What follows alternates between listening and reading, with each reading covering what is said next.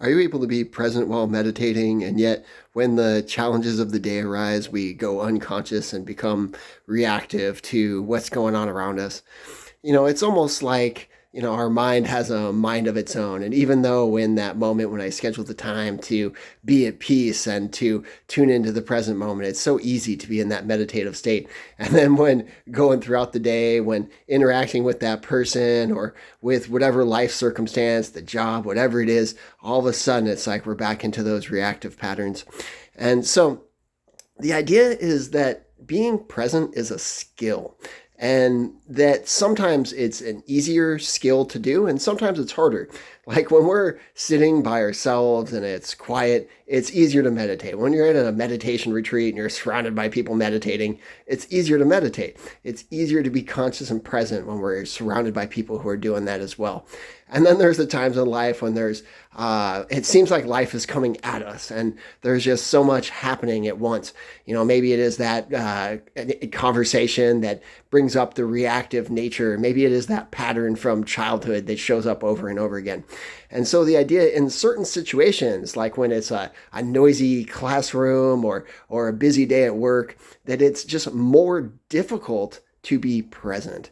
And so the idea is that it's really a skill to be present. It's really a skill to maintain that meditative state, to stay conscious in the moment, to choose to respond instead of react. And so the idea here is to practice when it's easy, to develop the skill. And then when it's more difficult, that's just like the challenge. That's like when we're stepping up and doing our best to take on the challenge. And so the idea there is when we develop the skill when it's easier, then we have the opportunity for it to show up when it's more of a challenge.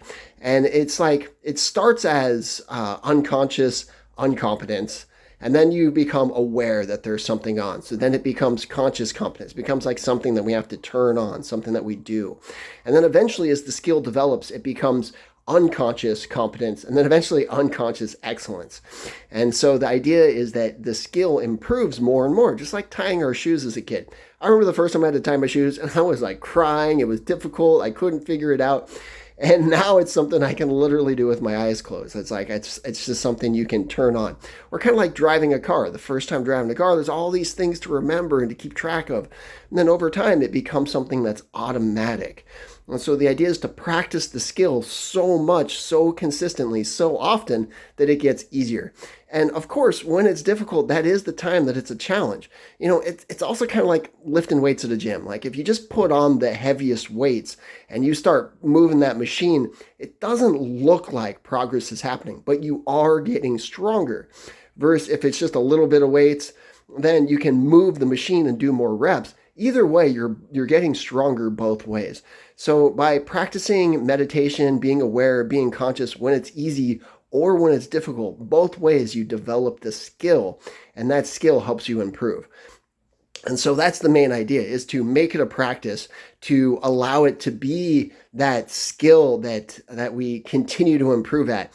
And then to challenge yourself by intentionally bringing it into each situation and seeing if you could stay conscious in that challenge. Like let's say it's that conversation with that coworker or whatever it is, then to have the intent to be conscious and aware and to be mindful moving into the experience of what is bringing up the reactive nature, that going unconscious. And so then when we become aware of it as we move forward, it becomes something that we can then bring the presence more into. And then you can maybe even be able to notice what reactive trigger is going off. And it may be worth exploring releasing that trigger, shifting that belief, healing that emotional wound, communicating with the part or the inner child that is activated and hurt so we can mend it and release it. So then when that situation comes along, it's no longer something that sends us into that reactive state.